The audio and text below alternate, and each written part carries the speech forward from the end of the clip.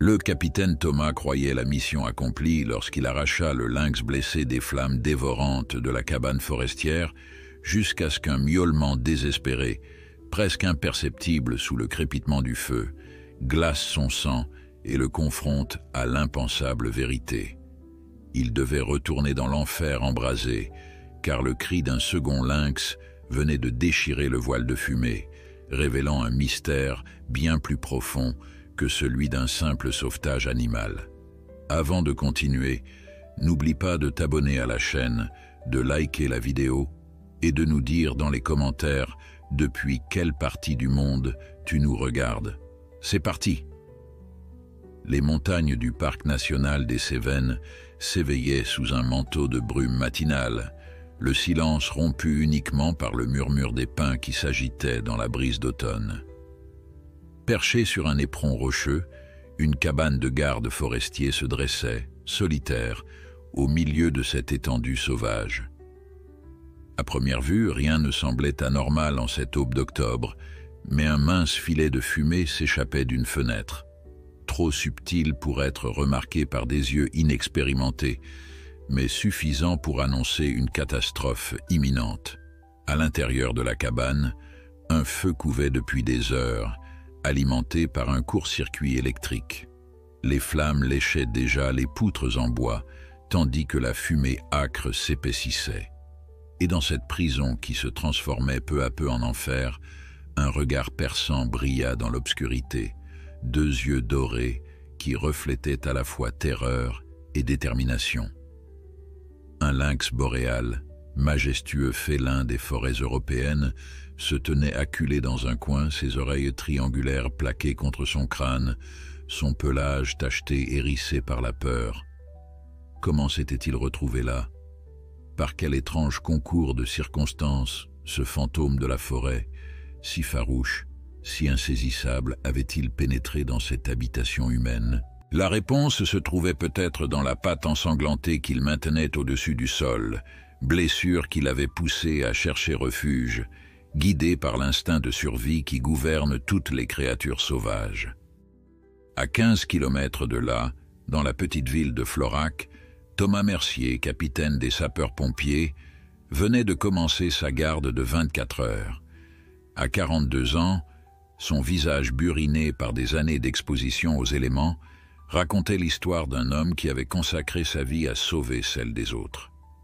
Ses yeux bleus acier, à la fois perçants et bienveillants, ne manquaient jamais de remarquer le moindre détail qui pourrait faire la différence entre la vie et la mort. « Capitaine, appel d'urgence du garde forestier Laurent. Il signale une fumée suspecte près de la cabane du Pic de l'Aigle », annonça Camille, la standardiste, sa voix calme, masquant l'urgence de la situation. Thomas se redressa immédiatement, son corps tendu comme un ressort. « Coordonnées exactes? Envoyées sur votre GPS. Il précise que la cabane est normalement inoccupée, mais sert parfois de refuge aux randonneurs. Des randonneurs en octobre, un mardi ?» Thomas fronça les sourcils, enfilant déjà sa veste d'intervention. « Possible, mais peu probable. Prévenez quand même le PGHM au cas où. Équipe de première intervention, on décolle dans 2 minutes. » Dans la cabane, la situation du lynx devenait critique. La fumée avait envahi presque tout l'espace, le forçant à se tapir au sol, là où l'air restait encore relativement respirable. Ses puissants poumons, adaptés pour propulser son corps de 20 kilos à travers la forêt en quête de proie, luttaient maintenant pour filtrer l'oxygène raréfié. Chaque respiration était une torture, chaque seconde qui passait réduisait ses chances de survie. Le camion rouge des pompiers serpentait maintenant sur les routes sinueuses des Cévennes, son hurlement déchirant le silence de la montagne. À son bord, Thomas briefait son équipe. Sophie Nguyen, spécialiste en secours animalier, Marc Dubois, expert en feux de forêt, et Paul Lefebvre, le plus jeune recrue, dont c'était la première intervention majeure. Les conditions météo sont favorables, vent faible de nord-est, expliqua Thomas. Mais la cabane est isolée, pas de point d'eau à proximité immédiate. On va devoir être créatif. Si des randonneurs sont piégés là-dedans, commença Paul, sa voix trahissant une inquiétude qu'il tentait de maîtriser. On ne spécule pas, coupa fermement Thomas. On se prépare au pire, on espère le meilleur. Sophie, prépare le matériel d'évacuation et les masques à oxygène. Marc, évaluation du risque de propagation dès l'arrivée. Paul, tu restes collé à moi. Le jeune pompier hocha la tête, reconnaissant de la clarté des instructions qui apaisaient un peu son appréhension. Lorsqu'ils arrivèrent enfin sur site, la situation avait dramatiquement évolué. Des flammes étaient maintenant visibles, léchant les bords des fenêtres, tandis qu'une épaisse fumée noire s'échappait du toit. Laurent, le garde forestier qui avait donné l'alerte, les attendait, son visage marqué par l'anxiété. « Je n'ai vu personne entrer ou sortir », expliqua-t-il rapidement, « mais la porte est verrouillée de l'intérieur. »« Comment est-ce possible si personne n'y est entré ?» demanda Thomas, son esprit analysant déjà les incohérences de la situation. Laurent secoua la tête. « Je ne sais pas. Le verrou peut se bloquer tout seul si on claque la porte trop fort. Ça m'est déjà arrivé. » Marc, périmètre de sécurité et évaluation du risque pour la forêt. Sophie, prépare-toi à entrer avec moi. Paul, ligne d'eau sur l'entrée principale, ordonna Thomas, chacun de ses mots précis comme un scalpel. En quelques minutes, l'équipe était prête. Thomas et Sophie, équipés de leurs appareils respiratoires, s'approchèrent de la porte. « À 3, indiqua Thomas. 1, 2, 3. La porte céda sous l'impact de leurs épaules combinées, libérant une bouffée d'air brûlant et de fumée opaque. Sans hésitation, ils pénétrèrent dans ce qui ressemblait maintenant plus à un four qu'à une cabane de montagne. « Vérification systématique », rappela Thomas, sa voix légèrement étouffée par son masque. « Sophie, à gauche, je prends à droite. » La visibilité était quasi nulle, les obligeant à se fier à leur toucher et à leur instinct pour naviguer dans cet espace qu'ils ne connaissaient pas. Chaque seconde comptait, l'oxygène de leur bouteille n'étant pas illimité. Ce fut Sophie qui le repéra en premier. « Thomas, par ici, il y a quelque chose !» Le capitaine se dirigea vers la voix de sa collègue, distinguant progressivement une forme recroquevillée dans un coin. Quand il réalisa de quoi il s'agissait, son cœur fit un bond dans sa poitrine. « Un lynx », murmura-t-il, stupéfait. « Sophie, c'est un lynx. » L'animal à moitié inconscient ne réagit pas à leur présence. Sa respiration était laborieuse, son corps magnifique maintenant souillé par la suie. « Il est blessé », constata Sophie, remarquant la patte ensanglantée. « On doit le sortir d'ici. » Sans hésitation, elle déploya la couverture spéciale qu'elle avait apportée, conçue pour le transport d'animaux blessés. Avec une délicatesse surprenante pour des mains habituées à manipuler des équipements lourds, ils enveloppèrent le félin qui n'opposa aucune résistance, trop affaibli pour lutter. « On l'a », annonça Thomas dans sa radio. « Animal blessé, on évacue immédiatement. » Dehors, Paul maintint le jet d'eau sur l'entrée, créant un corridor de sécurité pour ses collègues. Quand ils émergèrent enfin de la cabane, portant entre eux ce qui ressemblait à un paquet enveloppé, un murmure de surprise parcourut les quelques spectateurs qui s'étaient rassemblés, principalement des gardes forestiers et des gendarmes alertés par Laurent. « Est-ce que c'est » commença Paul, incrédule. « Un lynx », confirma Thomas, déposant délicatement leur charge sur une bâche étendue au sol. « Sophie, à toi de jouer !» La spécialiste en secours animalier ne perdit pas une seconde. Avec une efficacité née de l'expérience, elle commença à administrer de l'oxygène au félin tout en examinant sa blessure. « Plaie profonde à la patte avant gauche », diagnostiqua-t-elle. « Probablement un piège à mâchoires illégales. Il a dû chercher refuge dans la cabane par instinct, puis s'est retrouvé piégé quand la porte s'est refermée. » Thomas hocha la tête, cette explication correspondant aux indices qu'ils avaient recueillis. Il observait Sophie travailler, admiratif de sa capacité à rester calme face à un prédateur qui, même blessé, restait potentiellement dangereux. « Il va s'en sortir » demanda-t-il finalement.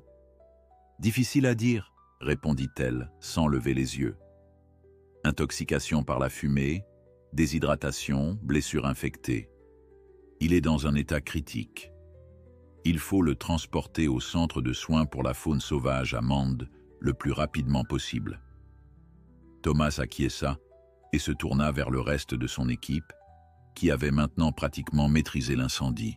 La cabane était sérieusement endommagée, mais la forêt environnante avait été épargnée, une victoire non négligeable dans cette région où les feux pouvaient rapidement devenir catastrophiques. Marc, Paul, terminez l'extinction et sécurisez le site. Je vais organiser l'évacuation du lynx avec Sophie. C'est alors qu'il se figea, son instinct de pompier soudainement en alerte. Un son ténu, presque imperceptible sous le crépitement des flammes mourantes et le bourdonnement des équipements, venait de parvenir à ses oreilles. Un cri, ou plutôt un miaulement aigu, semblant provenir de la cabane en feu. « Vous avez entendu ça ?» demanda-t-il, son corps déjà tourné vers la structure fumante. Les autres échangèrent des regards perplexes, puis le son se répéta plus fort cette fois, un appel désespéré qui ne laissait aucun doute. Les yeux de Sophie s'écarquillèrent, réalisant ce que cela signifiait avant même que Thomas ne le verbalise. « Il y a un autre lynx là-dedans, murmura-t-elle. Probablement un chaton. » Thomas n'hésita pas une seconde. « Marc, avec moi. Sophie, continue de t'occuper de celui-là. Paul, ligne d'eau prête. » Et sans attendre, il se dirigea de nouveau vers la cabane en flammes, son cœur battant à tout rompre non plus seulement par l'adrénaline, mais aussi par la détermination farouche de ne pas laisser une créature innocente périr dans les flammes, quelle qu'elle soit. Thomas ajusta son masque à oxygène une seconde fois, vérifiant machinalement le niveau de sa bouteille. Il restait 20 minutes d'air, largement suffisant en théorie, mais dans un incendie, les théories avaient tendance à s'effondrer aussi vite que les structures fragilisées par les flammes. « Marc, on reste ensemble », ordonna-t-il, sa voix résonnant étrangement à travers le masque. « On se dirige vers la source du cri. Si on se sépare, 3 coups brefs sur la radio. » Marc acquiesça, son expression indéchiffrable derrière sa propre protection respiratoire, mais son langage corporel trahissant une concentration absolue. Les 2 hommes pénétrèrent à nouveau dans la cabane, immédiatement enveloppés par une chaleur oppressante malgré les efforts d'extinction. La structure intérieure avait considérablement changé depuis leur première incursion. Un pan de plafond s'était effondré, créant un labyrinthe de débris fumants qu'ils devaient maintenant naviguer. La visibilité, déjà médiocre auparavant, était désormais presque nulle, les obligeant à avancer à tâtons, guidés uniquement par leur instinct et leur expérience. « Tu entends encore ?» souffla Marc, se penchant pour passer sous une poutre carbonisée. Thomas s'immobilisa, fermant les yeux pour mieux concentrer son attention sur les sons environnants. Le craquement du bois, le sifflement des dernières flammes, le grésillement de l'eau rencontrant les surfaces brûlantes. Et là, presque imperceptible, un miaulement aigu venant de leur droite.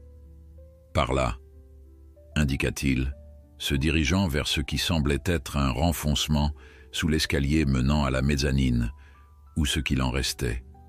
La zone était miraculeusement moins touchée par les flammes, protégée par la configuration de la cabane. Accroupi, Thomas braqua sa lampe frontale vers l'espace sombre, et son cœur manqua un battement. 2 yeux brillants, minuscules comparés à ceux du lynx adulte, le fixaient avec une terreur non dissimulée. « Marc », appela-t-il doucement, « j'ai trouvé quelque chose. » Son collègue le rejoignit, et ensemble, ils contemplèrent ce qui était indéniablement un chaton de lynx, recroquevillé dans le coin le plus éloigné de son refuge de fortune. L'animal, dont le pelage tacheté était à peine visible sous la couche de suie qui le recouvrait, tremblait violemment, ses petites oreilles triangulaires plaquées contre sa tête en signe de peur extrême. « Comment on procède ?» demanda Marc, évaluant déjà la stabilité de la structure au-dessus d'eux. Thomas réfléchit rapidement. La situation était précaire. Le chaton était clairement terrorisé, et dans cet état, même un jeune prédateur pouvait infliger des blessures sérieuses en se défendant. De plus, la mezzanine au-dessus d'eux montrait des signes inquiétants d'instabilité. « On n'a pas le temps pour les subtilités », décida-t-il. « Je vais essayer de l'attraper avec ça. » Il sortit de sa poche une paire de gants renforcés qu'il enfila par-dessus ses gants d'intervention. Puis, avec une lenteur délibérée, il s'avança vers le chaton, murmurant des paroles apaisantes que l'animal ne pouvait probablement pas comprendre, mais dont le ton régulier était conçu pour ne pas augmenter sa panique. « Tout doux, petit, on est là pour t'aider. Ta maman t'attend dehors. » Le chaton, cependant, n'était pas disposé à se laisser approcher facilement. Dans un sursaut de terreur ou de courage, parfois la ligne entre les deux était mince, il feula, dévoilant des crocs minuscules mais acérés, et se plaqua encore plus contre le mur. Un craquement sinistre au-dessus de leur tête précipita la décision de Thomas. « Plus le temps !» grogna-t-il, et d'un mouvement rapide mais contrôlé, il saisit le chaton par la peau du cou comme le ferait une mère lynx. La réaction fut immédiate et violente. Malgré sa petite taille, le chaton se débattit avec une vigueur surprenante, griffant et mordant tout ce qu'il pouvait atteindre. Thomas maintint sa prise ferme mais délicate, conscient de la fragilité de l'animal malgré sa férocité. « Je l'ai !» annonça-t-il, serrant le petit corps frémissant contre sa poitrine pour le protéger des dangers potentiels pendant leur retraite. « On sort d'ici. » Le retour fut plus difficile que l'aller, la structure de la cabane se détériorant à vue d'œil. Un craquement assourdissant les fit se figer au milieu de la pièce principale. « Cours !» hurla Marc, poussant Thomas vers la sortie alors qu'une portion entière du toit s'effondrait, libérant une pluie de débris enflammés exactement là où ils se tenaient une seconde plus tôt. Ils émergèrent de la cabane dans un nuage de poussière et de fumée, juste au moment où Paul dirigeait un jet d'eau vers l'entrée, créant un rideau protecteur entre eux et l'enfer qu'ils venèrent de quitter. « Thomas! Marc !» cria Sophie, se précipitant vers eux alors qu'ils arrachèrent leurs masques, toussant et haletants. « Vous allez bien ?»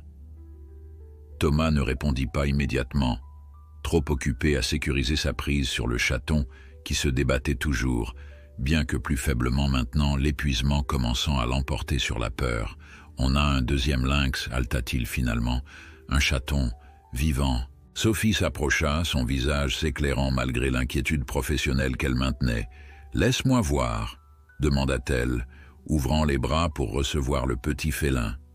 Avec précaution, Thomas transféra le chaton dans les mains expertes de sa collègue. L'animal semblait minuscule maintenant, sa férocité momentanément épuisée, remplacée par une léthargie inquiétante. Intoxication par la fumée, déshydratation, probablement des brûlures mineures, diagnostiqua Sophie, examinant rapidement le petit corps souillé. Mais il semble intact structurellement. Pas de fractures évidentes. Elle le porta immédiatement vers l'aire de soins improvisé où le lynx adulte était toujours sous oxygène, maintenant légèrement plus stable mais loin d'être tiré d'affaire. « C'est sa mère, tu crois ?» demanda Paul, s'approchant avec curiosité, son jeune visage reflétant l'émerveillement que même les pompiers les plus aguerris pouvaient ressentir face au mystère de la nature. « Probablement, » répondit Sophie, installant le chaton sur une couverture à côté de l'adulte. La taille et l'âge correspondent. Je dirais que c'est une femelle avec son petit d'environ 3 mois. Comme pour confirmer cette hypothèse, dès que le chaton fut placé près de l'adulte, ce dernier, malgré sa faiblesse évidente, tendit une patte vers le petit, un geste de protection instinctif qui émut même les pompiers les plus endurcis. « Famille réunie », murmura Thomas, une satisfaction rare illuminant son visage généralement stoïque. C'est pour des moments comme celui-ci qu'on fait ce métier. Laurent, Le garde forestier qui avait donné l'alerte s'approcha, son expression oscillant entre l'émerveillement et l'inquiétude professionnelle. « Un lynx femelle avec son petit ?» dit-il, secouant la tête avec un mélange de stupéfaction et de respect.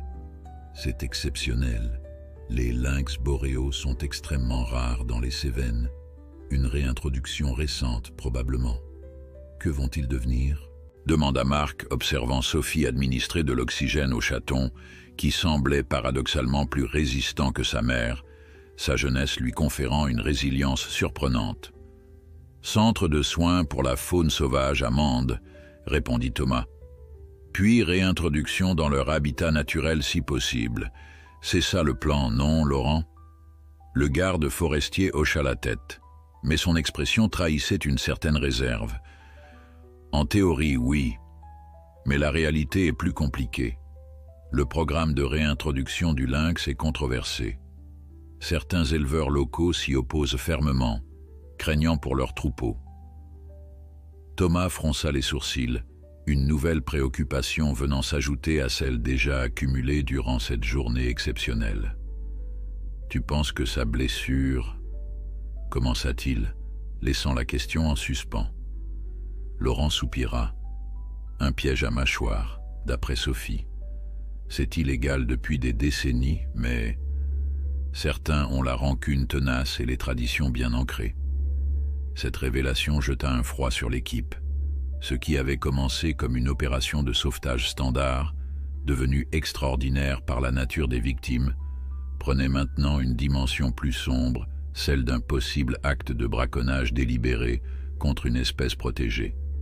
« On s'occupera de ça plus tard », trancha Thomas, refusant de laisser cette ombre ternir leur réussite immédiate. « Pour l'instant, priorité au transport médical. Sophie, tu les accompagnes ?»« Affirmatif », répondit-elle, déjà occupée à stabiliser les deux félins pour le voyage. « L'hélicoptère du PGHM peut nous déposer directement au centre. Gain de temps précieux. » À cet instant, comme pour rappeler l'urgence de la situation, le lynx adulte émit un son faible, non plus un cri de détresse, mais un murmure rauque, presque interrogatif, auquel le chaton répondit par un miaulement ténu. « Ils communiquent », observa Paul fasciné. « Ils savent qu'ils sont ensemble. » Thomas contempla les deux créatures sauvages, si vulnérables maintenant entre leurs mains humaines. Une mère et son petit, victimes de la cruauté humaine, puis sauvés par cette même humanité. L'ironie ne lui échappait pas.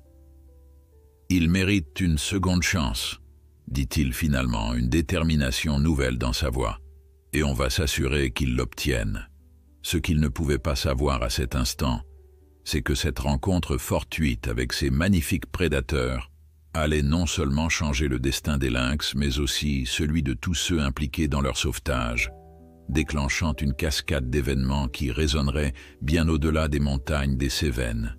L'hélicoptère du PGHM décolla dans un tourbillon de poussière et de feuilles mortes, emportant Sophie et ses deux patients félins vers le centre de soins pour la faune sauvage de Mende. Thomas suivit des yeux l'appareil qui s'éloignait, une étrange sensation de vide s'installant en lui. Après l'intensité du sauvetage, ce départ créait une césure abrupte, comme la fin d'un chapitre dont il ignorait encore la suite. « On termine la sécurisation du site et on rentre », ordonna-t-il, se tournant vers Marc et Paul. « Laurent, tu peux gérer l'enquête sur l'origine de l'incendie ?» Le garde forestier acquiesça. « Je vais contacter la gendarmerie aussi pour le piège. C'est un délit grave, surtout sur une espèce protégée. » Thomas hésita un instant, puis « Tiens-moi informé, s'il te plaît. Cette affaire, elle sort de l'ordinaire. » Laurent lui jeta un regard entendu. Après 20 ans de collaboration entre pompiers et gardes forestiers dans cette région isolée, les deux hommes se comprenaient à demi-mot. « Je t'appellerai personnellement », promit-il. 2 heures plus tard, alors que l'équipe rangeait leur matériel à la caserne de Florac, Thomas fut surpris de se sentir incapable de se concentrer sur les tâches administratives qui l'attendaient. Son esprit revenait sans cesse vers ces deux créatures sauvages, si vulnérables dans leur couverture médicalisée. « Capitaine », La voix de Camille le tira de ses pensées. Le centre de Mende sur la ligne 2. Il saisit le téléphone avec une précipitation qui lui valut un regard curieux de la standardiste. « Mercier », annonça-t-il, son ton professionnellement neutre contrastant avec l'impatience qu'il ressentait. « Docteur Claire Beaumont, du centre de soins pour la faune sauvage », répondit une voix féminine ferme et mélodieuse. « Je voulais vous informer personnellement de l'état des lynx que vous avez sauvés ce matin. » Thomas sentit ses épaules se détendre légèrement. « Je vous écoute, docteur. » La femelle adulte est stable, mais son état reste critique. La blessure à sa patte est infectée comme on le craignait, et l'intoxication par la fumée a gravement compromis sa fonction respiratoire. Nous avons commencé un traitement antibiotique intensif et une oxygénothérapie. Thomas ferma les yeux, visualisant la magnifique créature qu'ils avaient extirpée des flammes. « Et le chaton ?» Un sourire sembla transparaître dans la voix du médecin. « Une vraie battante, elle, car c'est une femelle a remarquablement bien récupéré de l'inhalation de fumée. Pas de brûlure significative, juste quelques poils roussis. Elle est déjà alerte et, disons, vigoureusement opposée à nos tentatives d'examen. Caractère féroce, commenta Thomas, se rappelant les griffures que le petit animal avait infligées à ses gants. C'est une excellente nouvelle, en fait, expliqua Claire. Plus elle garde son tempérament sauvage, meilleures seront ses chances de réintégration dans la nature. Il y eut un bref silence que Thomas ne sut comment interpréter. « Capitaine Mercier, » reprit finalement Claire, son ton subtilement changé. « Votre équipe et vous avez accompli quelque chose d'extraordinaire aujourd'hui. Ces lynx boréaux font partie d'un programme de réintroduction crucial. La femelle est l'une des 12 relâchées l'année dernière, équipée d'un collier de suivi que nous avons identifié. Son nom de code est L07, mais le personnel l'a surnommée Aria. Aria, répéta doucement Thomas, surpris par la chaleur que ce simple nom évoquait en lui. Quant à sa fille, c'est une naissance sauvage documentée, la première du programme. Un symbole d'espoir pour toute l'équipe. Thomas commençait à comprendre pourquoi cette affaire semblait si importante. Ce n'étaient pas seulement 2 animaux sauvages qu'ils avaient sauvés, mais des symboles vivants d'un effort de conservation plus large. « Le piège », dit-il soudainement. « Votre équipe a pu l'examiner ?» Le ton de Claire s'assombrit. « Oui, c'est sans aucun doute un piège à mâchoires artisanales. Nous avons prélevé des échantillons de rouille et de peinture qui pourraient aider à l'identifier. La gendarmerie est déjà impliquée.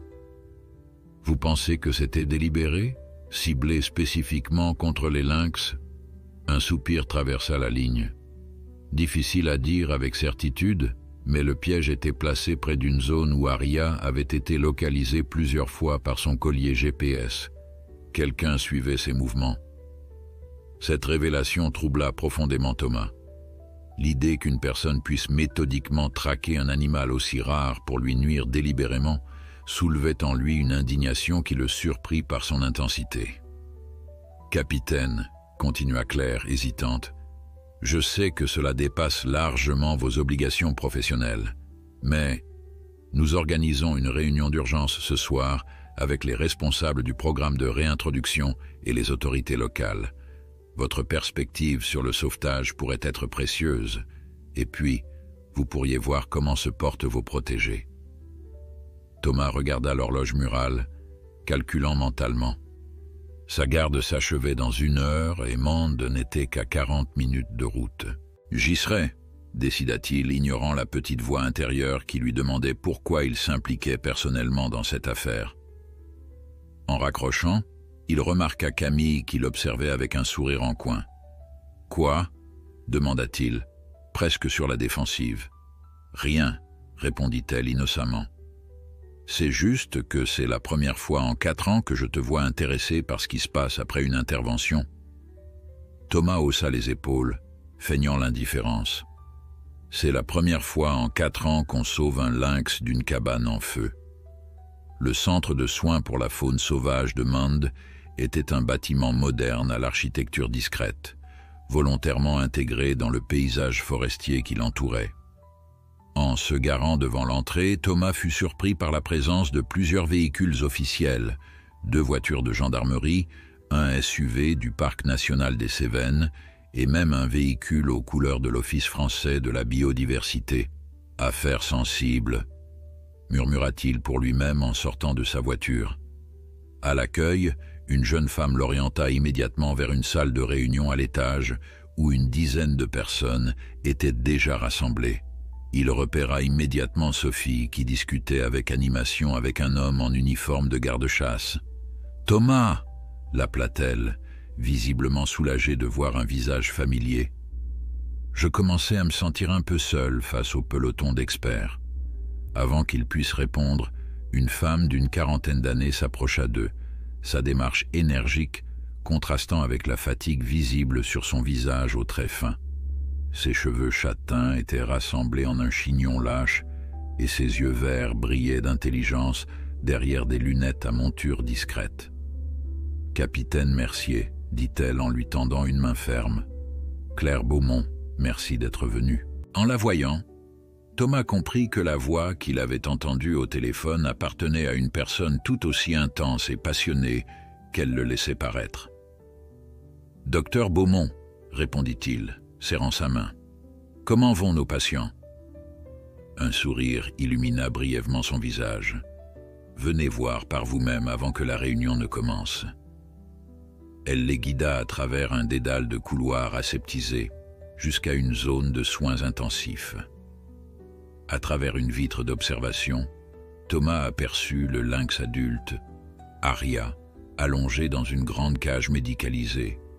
Des tubes et des moniteurs l'entouraient, donnant l'impression surréaliste d'une créature sauvage plongée dans un environnement de haute technologie. Pourtant, même dans cet état de vulnérabilité, la féline conservait une dignité indéniable. « L'infection progresse malgré les antibiotiques », expliqua Claire, son ton professionnel ne parvenant pas à masquer entièrement son inquiétude. « Nous essayons un nouveau protocole de traitement, mais les prochaines 48 heures seront déterminantes. » Thomas observa l'animal respirant laborieusement, sa poitrine tachetée se soulevant à un rythme irrégulier. Il était étrange de ressentir une telle connexion avec une créature qu'il n'avait vue qu'une seule fois, dans des circonstances extraordinaires. « Et la petite ?» demanda Sophie, exprimant la question qui brûlait aussi les lèvres de Thomas. Claire les conduisit vers une pièce adjacente. À travers une autre vitre, ils découvrirent une cage plus petite où le chaton de lynx était roulé en boule, apparemment endormi. « Ne vous y fiez pas », sourit Claire. Elle fait semblant. Dès qu'un soigneur s'approche, elle se transforme en petite furie. Comme pour confirmer ses dires, les oreilles du chaton tressaillirent à la voix humaine, et un œil doré s'entr'ouvrit, scrutant les visiteurs avec une méfiance non dissimulée. « Un vrai miracle qu'elle ait survécu », commenta Sophie, avec la fumée et la chaleur. Claire hocha la tête. « Ces animaux sont d'une résilience extraordinaire, mais ce qui l'a vraiment sauvée, c'est votre intervention rapide. » Elle se tourna vers Thomas, son regard soudain plus intense. « Et maintenant, capitaine, nous avons besoin de comprendre exactement ce qui s'est passé, car ce que vous avez découvert aujourd'hui pourrait être la preuve d'un sabotage organisé contre le programme de réintroduction du lynx dans les Cévennes. » Thomas sentit le poids de ces paroles, comprenant que son implication dans cette affaire ne faisait que commencer. D'une certaine façon, en arrachant ces 2 lynx aux flammes, il s'était engagé dans quelque chose de bien plus vaste qu'une simple opération de sauvetage. « Je vous dirai tout ce que je sais », promit-il, jetant un dernier regard vers le chaton qui les observait maintenant ouvertement. Sa petite tête tachetée légèrement relevée dans une posture qui, même à cet âge tendre, reflétait la fierté sauvage de son espèce. La réunion se tenait dans une salle sobre du centre, où une grande table ovale rassemblait des représentants des différentes institutions concernées. Thomas observa les visages graves autour de lui, mesurant l'importance de la situation par la simple présence de ces personnes réunies en urgence un soir de semaine. Merci à tous d'être venus si rapidement, commença Claire, debout à l'extrémité de la table. Pour ceux qui ne seraient pas au courant, nous faisons face à ce qui semble être une attaque délibérée contre notre programme de réintroduction du lynx boréal. Elle activa un projecteur qui diffusa l'image d'une carte des Cévennes parsemée de points colorés. Les points rouges représentent les localisations récentes d'Aria, L07, basées sur les données de son collier GPS. Comme vous pouvez le constater, elle avait établi un territoire relativement stable dans le secteur nord-est du parc. Thomas reconnut la zone. C'était à moins de 5 km de la cabane où ils avaient effectué le sauvetage. Le piège que nous avons identifié, poursuivit Claire, était placé sur l'un de ses itinéraires habituels, ce qui suggère une connaissance précise de ses déplacements. Ces données sont-elles publiques ? Demanda un homme en uniforme de gendarmerie que Thomas identifia comme le lieutenant Moreau, responsable de la brigade locale. Claire secoua la tête. Non, elles sont accessibles uniquement aux membres de l'équipe scientifique du programme et aux autorités du parc. Un murmure parcourut l'assemblée. L'implication était claire. Si le piégeage était délibéré, il avait été facilité par quelqu'un ayant accès à des informations privilégiées. Quant à l'incendie, intervint Laurent, le garde forestier qui avait donné l'alerte, nos premières constatations suggèrent une origine électrique, mais, pressa le lieutenant Moreau, mais la cabane n'était pas alimentée en électricité depuis plus d'un mois. Le générateur était en maintenance. Le silence qui suivit cette révélation était lourd de sens. Thomas sentit un frisson lui parcourir l'échine. Ce qui semblait initialement être un sauvetage extraordinaire mais circonstanciel prenait une dimension beaucoup plus sinistre. Donc, résuma Claire, sa voix trahissant une colère contenue, nous avons un lynx piégé illégalement qui trouve refuge dans une cabane isolée, puis cette même cabane prend mystérieusement feu. Si les pompiers n'étaient pas intervenus, elle laissa sa phrase en suspens. Mais tous comprirent. L'incendie aurait effacé toute preuve du piégeage, faisant passer la mort du lynx pour un accident. Ce qui nous amène à la question cruciale, intervint une femme que Thomas n'avait pas encore entendue. Qui pourrait orchestrer une telle opération et pourquoi? Elle se présenta comme Élise Dufresne, directrice du programme de réintroduction du lynx, une biologiste dont l'expression trahissait à la fois l'inquiétude et la détermination. Les opposants habituels, soupira Laurent. Certains éleveurs voient le retour du lynx comme une menace directe pour leurs troupeaux. Mais les lynx s'attaquent rarement au bétail, objecta Sophie, qui était restée silencieuse jusqu'alors. Leur régime alimentaire est principalement constitué de chevreuils et de petits mammifères. La rationalité n'a pas sa place dans ce débat, répondit Élise avec une amertume évidente. Il s'agit d'une opposition quasi mythologique aux prédateurs. Le lynx incarne le sauvage qui menace l'ordre établi par l'homme. Thomas écoutait attentivement, absorbant ces informations qui dépeignaient un conflit bien plus profond qu'une simple question de conservation. « Avez-vous des suspects précis ?» demanda-t-il finalement, ramenant la discussion vers des considérations plus concrètes. Le lieutenant Moreau se racla la gorge. « Nous avons quelques pistes. Un groupe d'éleveurs du secteur de Saint-André de Valborgne a été particulièrement vocal dans son opposition au programme, et il y a eu des incidents précédents, panneaux d'information vandalisés, menaces verbales contre des membres de l'équipe scientifique. Mais passer de là au piégeage actif et à l'incendie criminel, c'est un saut considérable, remarqua Claire. Le problème, intervint Laurent, c'est que la réintroduction du lynx cristallise des tensions bien plus anciennes. Pour certains, c'est devenu le symbole d'une politique environnementale perçue comme imposée par Paris, sans considération pour les réalités locales. Sans oublier l'impact économique des mesures de protection, ajouta Élise. Chaque hectare classé en zone de conservation est perçu comme un hectare volé à l'exploitation traditionnelle. Thomas commençait à mesurer la complexité de la situation. Ce qui lui avait semblé initialement être un acte isolé de cruauté s'inscrivait en réalité dans un contexte social et politique bien plus vaste. « Et maintenant, demanda-t-il, quelles sont les prochaines étapes ? Pour l'enquête, nous allons interroger les personnes ayant accès aux données de localisation et examiner plus en détail l'origine de l'incendie, expliqua le lieutenant Moreau. Mais je dois être honnête, en l'absence de témoins directs, il sera difficile d'établir des preuves concluantes. Et pour les lynx, demanda Sophie, exprimant la préoccupation que Thomas n'osait formuler. Claire soupira, son visage trahissant une fatigue qu'elle avait jusqu'alors maintenue sous contrôle. Le pronostic d'Aria reste réservé. L'infection est agressive et l'inhalation de fumée a significativement compromis ses défenses immunitaires. Quant au chaton, elle marqua une pause. Son état physique est bon, mais le vrai défi sera de maintenir son comportement sauvage pendant sa convalescence, sans sa mère pour lui enseigner les techniques de chasse et de survie. Elle ne pourrait pas être relâchée, compléta Élise, le visage sombre. Un silence pesant s'abattit sur la salle. Pour Thomas, l'idée que cette petite créature féroce puisse passer sa vie en captivité était viscéralement dérangeante. « Il doit y avoir une solution », dit-il avec une intensité qui le surprit lui-même. « Un autre lynx femelle qui pourrait l'adopter ou… » « Ce n'est pas si simple », répondit doucement Claire, touchée par son implication évidente.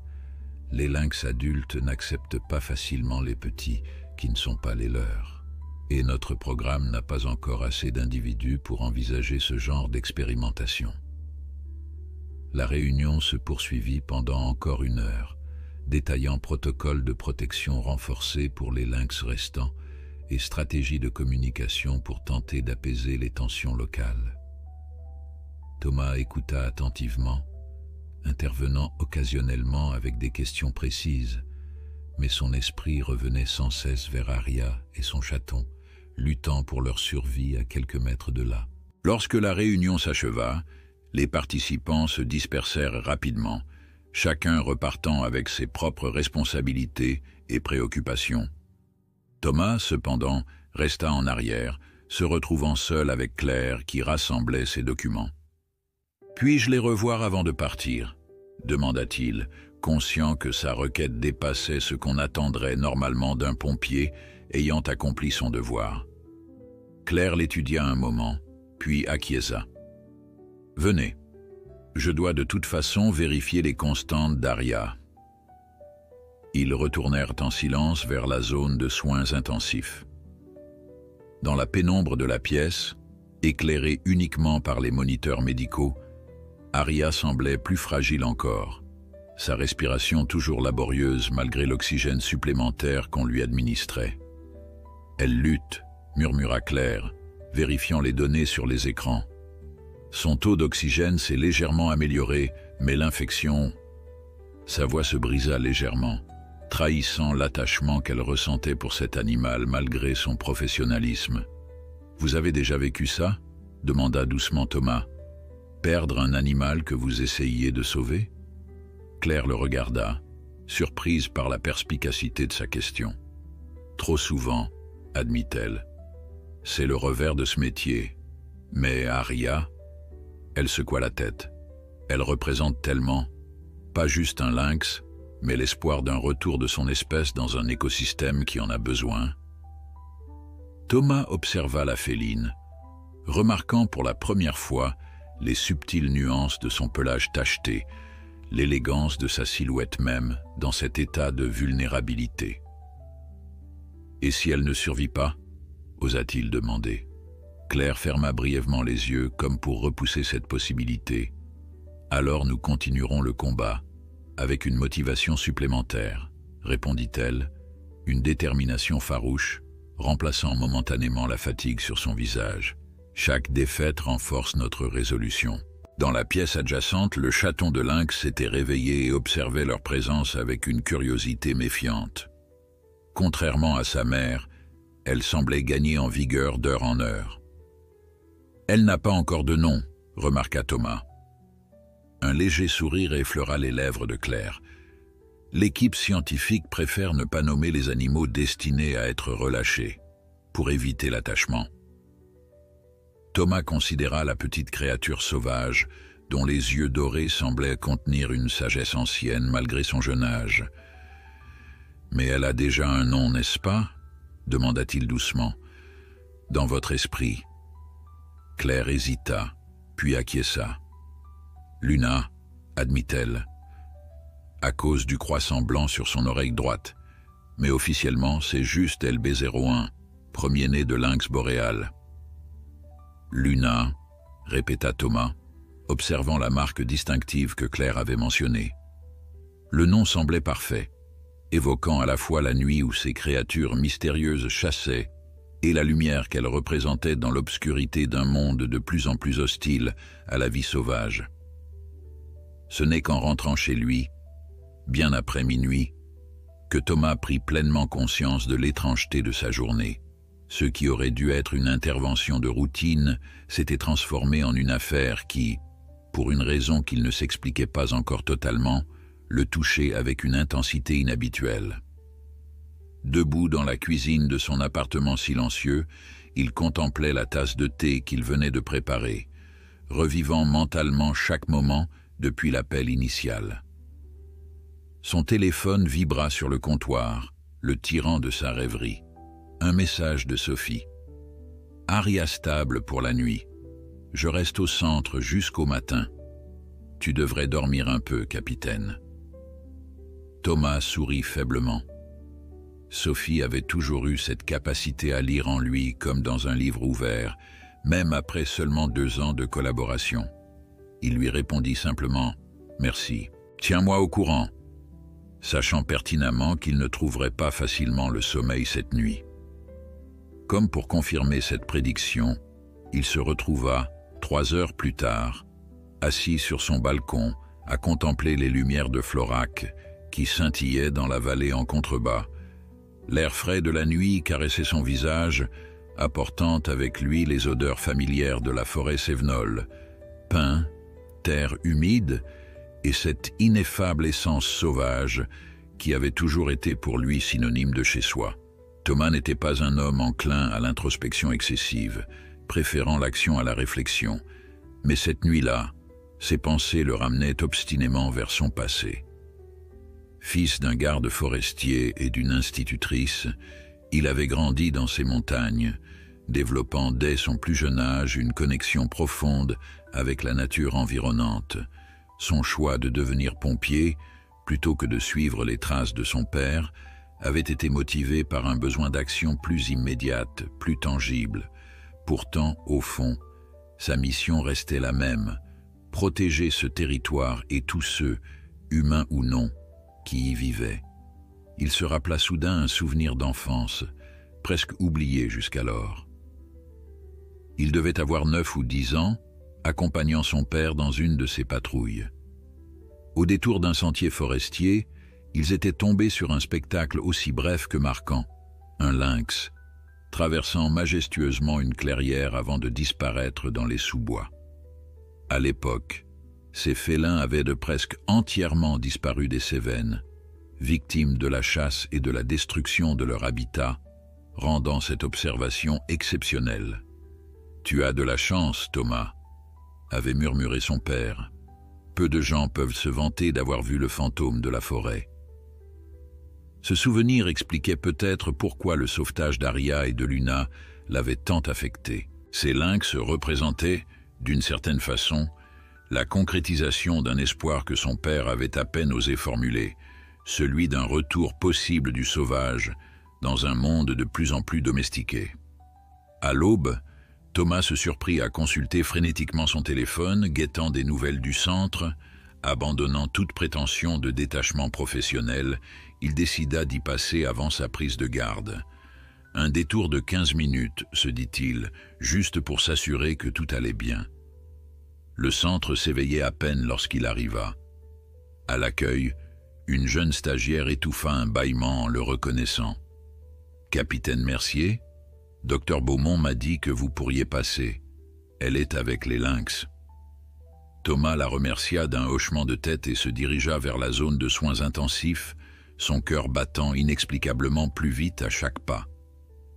À travers la vitre, il aperçut Claire, penchée sur Aria, procédant à ce qui semblait être un changement de pansement sur sa patte blessée. Sophie était là aussi, tenant délicatement la tête du félin pendant que Claire travaillait. Il resta en retrait, observant la scène avec un mélange de respect et d'appréhension.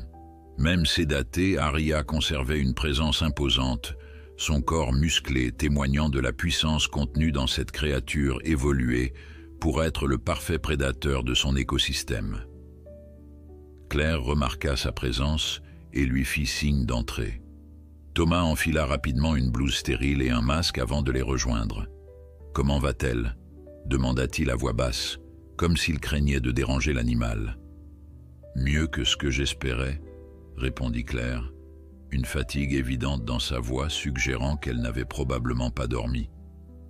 Sa fièvre a baissé et l'infection semble répondre au traitement. Mais, pressa doucement Thomas, captant l'hésitation dans sa voix.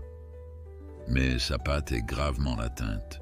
Les tendons ont été sectionnés par le piège, et même avec une chirurgie reconstructive, elle ne retrouvera probablement jamais sa mobilité complète. Cette révélation tomba comme une pierre dans l'estomac de Thomas.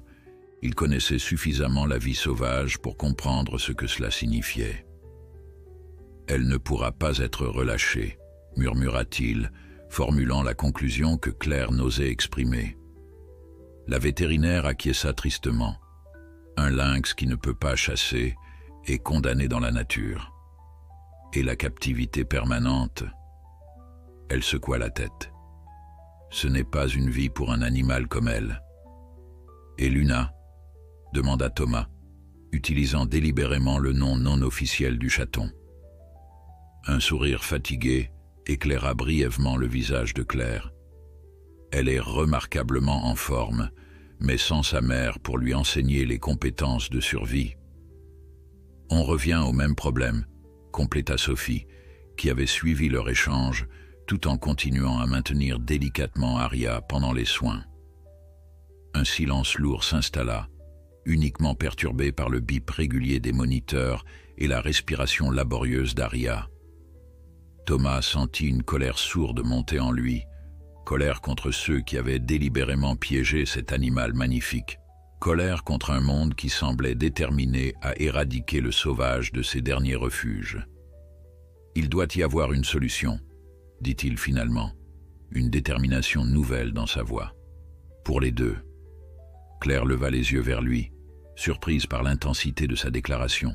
« Capitaine Mercier, j'apprécie votre implication, mais... » « Thomas, » corrigea-t-il doucement, « je crois qu'on a dépassé le stade des formalités. » Elle acquiesça, un léger sourire aux lèvres. « Thomas, je comprends votre préoccupation, mais ce n'est pas si simple. Les options pour les prédateurs handicapés sont extrêmement limitées. Alors élargissons-les, » répondit-il simplement.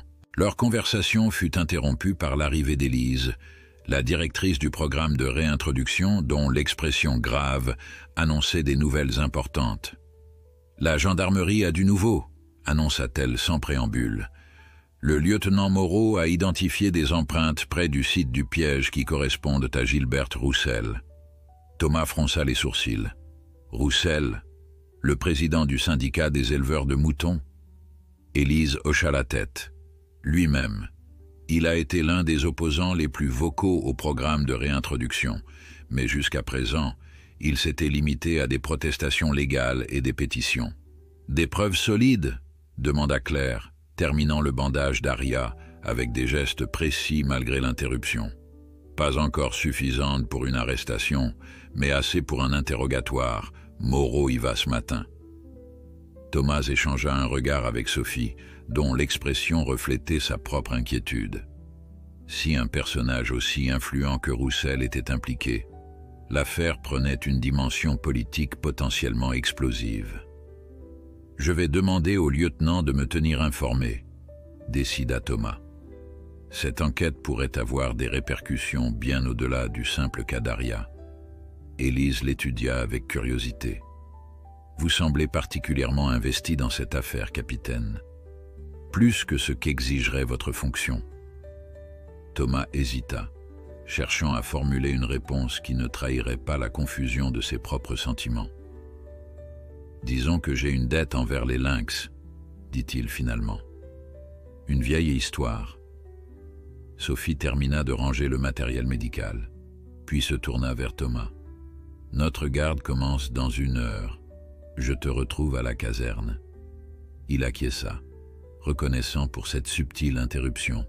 « J'arrive. Juste un dernier détail à régler. » Quand les autres eurent quitté la pièce, Thomas resta seul avec Claire, qui terminait de noter ses observations médicales sur une tablette. « Je voudrais rester impliqué, » dit-il simplement. « Pas juste pour l'enquête, mais pour elle. » Il indiqua d'un geste Arya et à travers la vitre de la pièce adjacente, Luna qui s'était réveillée et les observait avec une curiosité prudente. Claire l'étudia longuement, comme si elle cherchait à percer ses motivations. « Ce n'est pas habituel, » remarqua-t-elle finalement. « La plupart des gens, même bien intentionnés, perdent leur intérêt initial une fois l'urgence passée. » Thomas soutint son regard. « Je ne suis pas la plupart des gens. » Un sourire fatigué mais sincère éclaira le visage de Claire. « Non, effectivement. Très bien, Thomas. Mais je dois vous prévenir, s'impliquer dans la conservation des grands prédateurs en France aujourd'hui, c'est entrer dans un champ de bataille, politique, culturel, émotionnel. »« Je n'ai pas peur des batailles, » répondit-il simplement. Elle hocha la tête, comme si elle avait pris une décision. « Dans ce cas, revenez ce soir. Nous allons tenter une procédure qui pourrait améliorer les chances d'Arya. Et pour être honnête, une présence supplémentaire serait appréciée. » La journée de garde sembla interminable à Thomas. Même durant les 2 interventions auxquelles son équipe fut appelée, un accident de voiture sans gravité et un début d'incendie dans une cuisine, une partie de son esprit restait fixée sur les lynx et l'opération prévue ce soir-là. Cette distraction inhabituelle n'échappa pas à Marc, qui le confronta pendant leur pause déjeuner.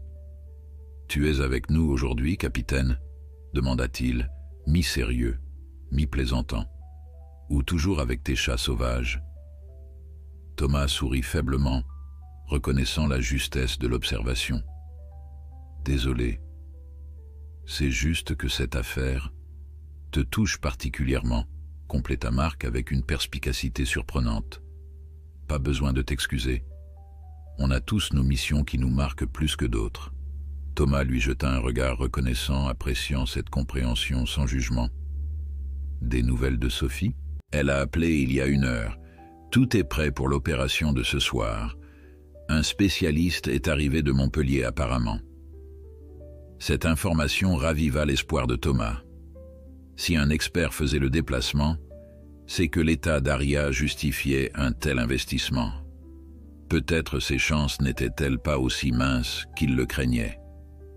À 18 heures, lorsque son remplaçant de garde arriva, Thomas fila directement vers le centre, conduisant un peu plus vite que la prudence ne l'aurait recommandé sur les routes sinueuses des Cévennes.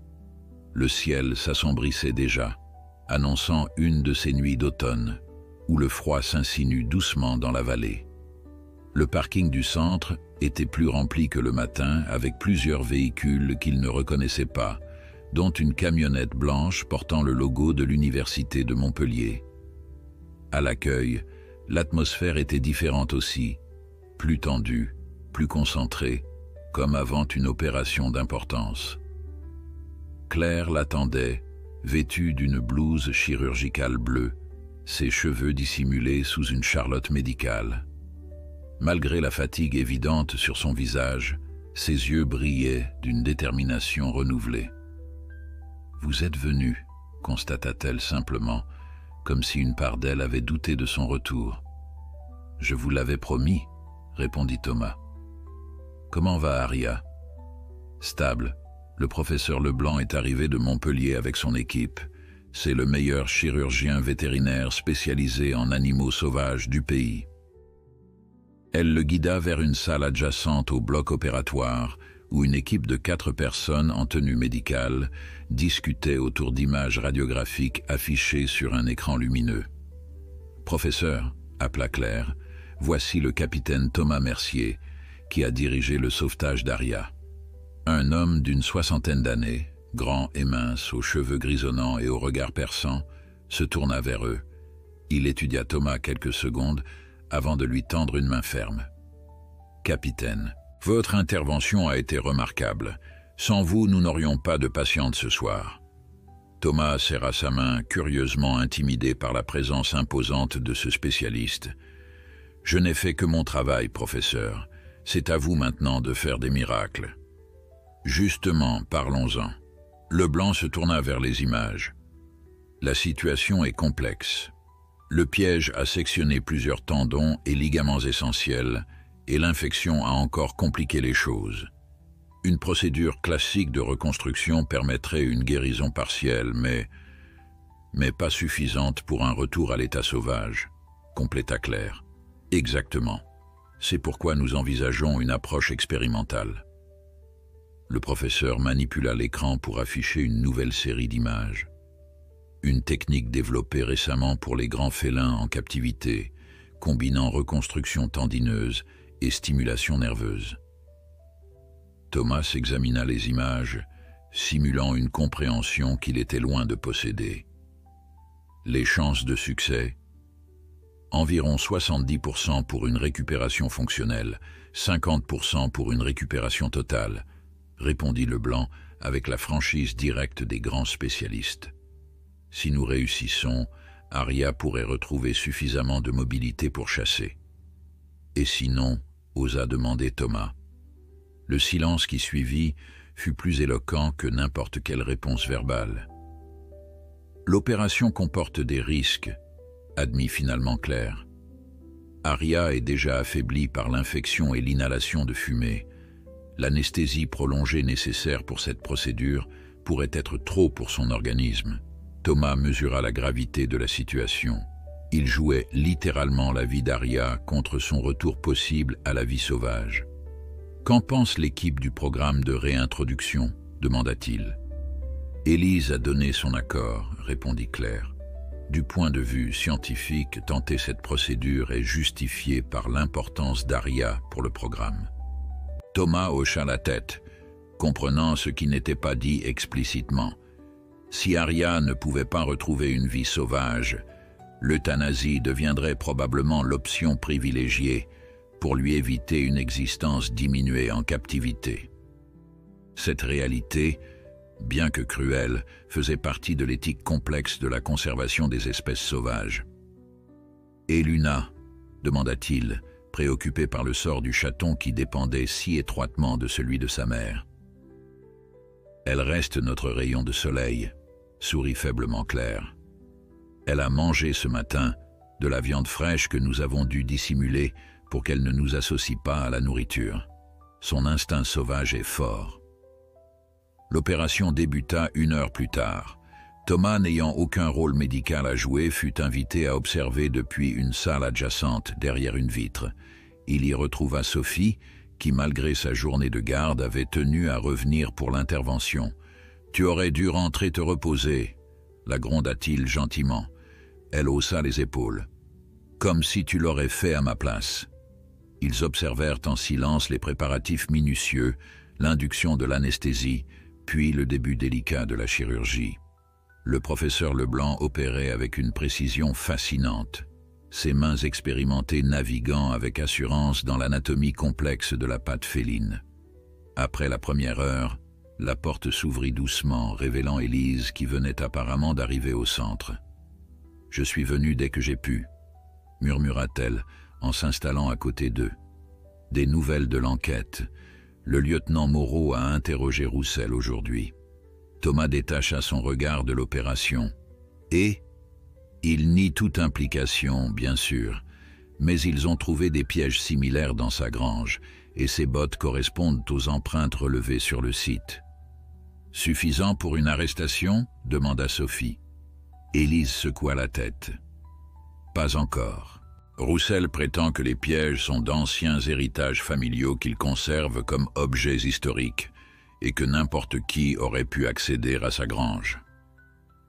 Thomas sentit une frustration familière monter en lui. Les affaires de braconnage étaient notoirement difficiles à poursuivre, les preuves souvent circonstancielles et les témoins rares. « Il y a autre chose », ajouta Élise, baissant instinctivement la voix malgré l'isolation de la pièce. « Roussel a mentionné votre nom, capitaine. »« Mon nom ?» Thomas fronça les sourcils, pris au dépourvu. « Apparemment, il connaissait votre père. Il a laissé entendre que vous pourriez avoir un parti pris émotionnel dans cette affaire en raison de l'héritage paternel. » Cette révélation frappa Thomas comme un coup physique. Comment Roussel pouvait-il être au courant de son histoire familiale? Et plus troublante encore, pourquoi cherchait-il à le discréditer personnellement? « Mon père connaissait beaucoup de monde dans la région, » dit-il finalement, choisissant soigneusement ses mots. Il était respecté pour son intégrité, même par ceux qui ne partageaient pas ses opinions sur la conservation. Roussel n'a pas présenté les choses sous cet angle, répondit Élise avec précaution. Il a suggéré que votre père avait été impliqué dans des libérations illégales de lynx dans les années 90, bien avant le programme officiel. Cette accusation semblait si absurde que Thomas faillit en rire. Son père, le rigoureux garde forestier qui respectait chaque règlement à la lettre? Impossible. Et pourtant, un souvenir lointain remonta à la surface de sa conscience. Son père, rentrant tard une nuit d'hiver, les vêtements inhabituellement sales, lui demandant de ne pas mentionner cette sortie nocturne à sa mère, et quelques jours plus tard, cette observation miraculeuse du lynx dans la clairière. « C'est ridicule, affirma-t-il, autant pour lui-même que pour les autres. Mon père n'aurait jamais... » Il fut interrompu par une alarme stridente provenant du bloc opératoire. À travers la vitre, ils virent l'équipe médicale soudain en effervescence, les moniteurs clignotant frénétiquement. « Fibrillation », murmura Sophie, son expérience d'ambulancière lui permettant d'interpréter la scène. Son cœur lâche. Thomas se figea, le regard rivé sur la scène médicale qui se déroulait de l'autre côté de la vitre. Le professeur Leblanc, imperturbable au milieu de cette tempête d'urgence, donnait des ordres précis que son équipe exécutait avec une efficacité née de l'expérience. Claire administrait des médicaments, ses gestes précis malgré la tension palpable, tandis qu'une assistante préparait un défibrillateur adapté aux félins. « Son système est trop affaibli », murmura Sophie, son expérience d'ambulancière lui permettant de saisir la gravité de la situation. L'anesthésie, l'infection, les traumatismes accumulés. « Elle va s'en sortir », affirma Thomas avec une conviction qui surprit ses deux compagnes. « Elle est plus forte qu'elle n'en a l'air. » Pourtant, malgré ses paroles rassurantes, son cœur battait la chamade. L'idée de perdre Aria maintenant, après tout ce qu'elle avait traversé, lui semblait d'une injustice insupportable.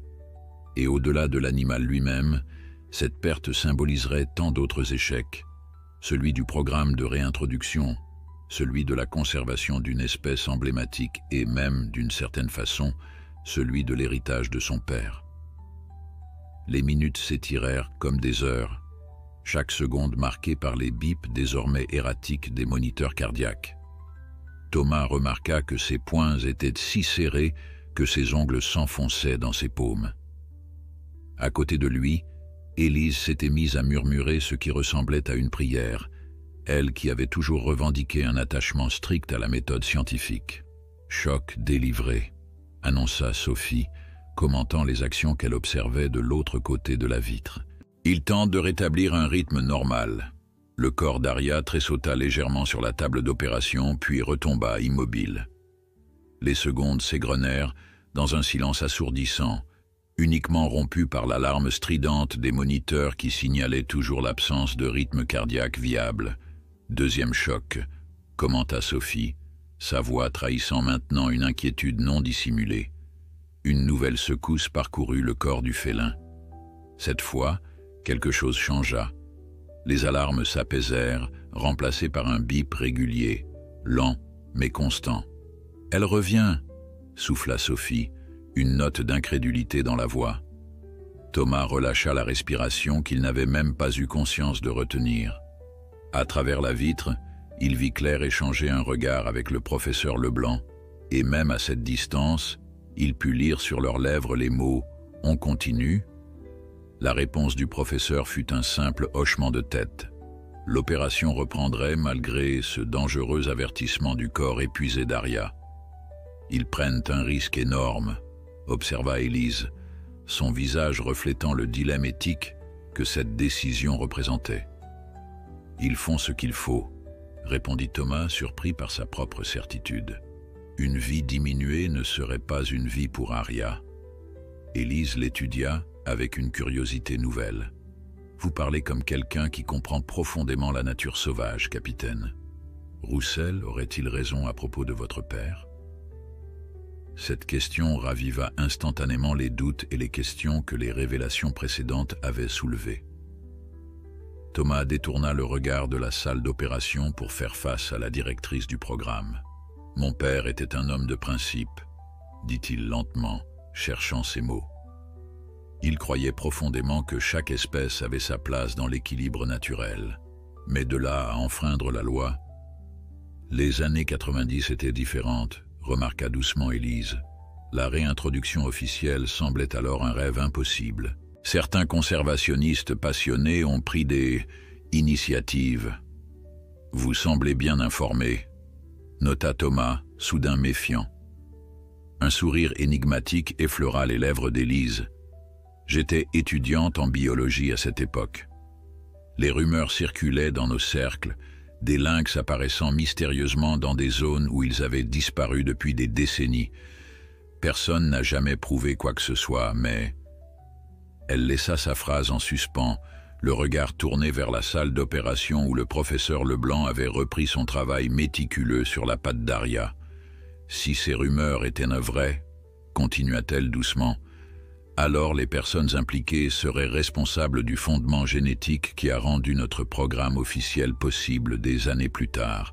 Des héros en somme, bien que la loi les aurait considérés comme des criminels. » Thomas sentit un étrange mélange d'émotions l'envahir. Fierté, confusion, doute. L'image qu'il avait de son père, intègre, respectueux des règles, se superposait maintenant à celle d'un possible rebelle idéaliste, prêt à enfreindre la loi pour une cause en laquelle il croyait profondément. « Je dois savoir, » murmura-t-il, plus pour lui-même que pour ses compagnes. « La vérité est parfois un fardeau, capitaine, » répondit doucement Élise. « Êtes-vous sûr de vouloir le porter ?» Leur conversation fut interrompue par Sophie, qui les informa que l'opération semblait progresser de nouveau normalement. Les heures suivantes s'écoulèrent dans une attente tendue, ponctuée de brefs commentaires techniques de Sophie, qui traduisaient pour eux les étapes complexes de la chirurgie. Finalement, après presque 5 heures d'intervention, la porte de la salle d'observation s'ouvrit, révélant Claire, qui retira son masque chirurgical avec des gestes trahissant une immense fatigue. « C'est terminé », annonça-t-elle simplement. « La reconstruction est complète. » Et, pressa doucement Thomas, n'osant pas formuler la question complète. « Son cœur a tenu », sourit faiblement Claire. « La procédure s'est déroulée comme prévu après l'incident. Maintenant, il faut attendre que la guérison commence pour évaluer la réussite fonctionnelle. »« Combien de temps ?» demanda Élise, le pragmatisme de la scientifique reprenant le dessus. « 3 semaines minimum avant de pouvoir évaluer la récupération nerveuse et tendineuse, » répondit Claire. « Puis, des mois de rééducation progressive si tout va bien. » Elle s'effondra sur une chaise, l'adrénaline qui l'avait soutenue pendant l'opération se dissipant soudainement. « Le professeur Leblanc est optimiste, » ajouta-t-elle. « Il dit qu'Aria a montré une ténacité inhabituelle. Même pendant l'arrêt cardiaque, ses valeurs cérébrales sont restées remarquablement stables. »« Une vraie battante, » murmura Thomas, un sourire aux lèvres malgré sa propre fatigue. « Comme sa fille. » À la mention de Luna, Un éclat traversa le regard de Claire. Le chaton a été agité pendant toute l'opération, comme si elle percevait la détresse de sa mère. Voulez-vous la voir avant de partir? Thomas acquiesça, surpris par l'intensité de son désir de revoir la petite féline. Claire les guida vers la pièce où Luna était gardée, dans un enclos spécialement aménagé pour minimiser le contact humain tout en permettant l'observation. Le chaton s'était réfugié dans le coin le plus éloigné de son enclos, perché sur une branche artificielle, sa petite silhouette tachetée à peine visible dans la pénombre. Mais dès qu'ils approchèrent, sa tête pivota vers eux, ses oreilles triangulaires orientées dans leur direction avec une méfiance évidente. « Elle est encore plus vive qu'hier », observa Thomas, notant la différence subtile dans la posture du jeune animal, plus alerte, plus sauvage. « C'est à la fois bon et problématique », expliqua Claire. Son instinct sauvage se renforce, ce qui est essentiel pour une éventuelle réintégration. Mais sans sa mère pour lui enseigner les techniques de chasse et de survie. Elle laissa sa phrase en suspens, mais tous comprirent l'implication. Sans Aria fonctionnelle, le destin de Luna restait aussi incertain que celui de sa mère. Il existe des programmes de réhabilitation pour les orphelins, intervint Élise. Aux États-Unis, au Canada, des techniques où des lynx adultes servent de mentors aux jeunes, sans contact direct. Mais rien de tel en France, compléta Claire, et transporter Luna à l'étranger compromettrait le programme génétique local. Thomas observa le petit félin qui les étudiait avec une intelligence indéniable dans son regard doré. Une idée commençait à germer dans son esprit, audacieuse, probablement irréaliste, mais tenace. « Et si nous créons ce programme ici, suggéra-t-il, les Cévennes ont l'espace, l'habitat naturel approprié, avec le soutien adéquat. » Élise le regarda comme s'il venait de proposer de construire une fusée dans son jardin. L'administration, les permis, le financement, ce serait un cauchemar bureaucratique. Peut-être, concéda Thomas. Mais l'alternative est de condamner Luna à une vie en captivité, ou pire. Un silence s'installa entre eux, chacun considérant les implications de cette suggestion apparemment irréalisable. Ce fut Sophie qui le rompit finalement. « Tu sais ce qui est drôle, Thomas? Tu commences à parler exactement comme ton père. » Ces mots, prononcés sans arrière-pensée, frappèrent Thomas avec une force inattendue. Son père, qui lui avait enseigné à respecter la nature dans toute sa complexité. Son père, qui lui racontait que chaque animal avait un rôle essentiel dans la grande toile de la vie. Son père qui, peut-être, avait pris des risques extraordinaires pour ses convictions. « Je dois y aller », dit-il soudainement. « Il y a quelqu'un que je dois voir. » Claire le regarda avec surprise. « Maintenant, il est presque minuit. Certaines questions ne peuvent pas attendre, » répondit-il simplement. Puis, après un moment d'hésitation, « Appelez-moi s'il y a le moindre changement avec Aria. » Sans attendre de réponse, il quitta la pièce, porté par une détermination nouvelle. Si les accusations de Roussel contenaient ne serait-ce qu'une parcelle de vérité, une seule personne pourrait le confirmer. Sa mère, qui avait partagé chaque secret de son père pendant leurs 30 années de mariage.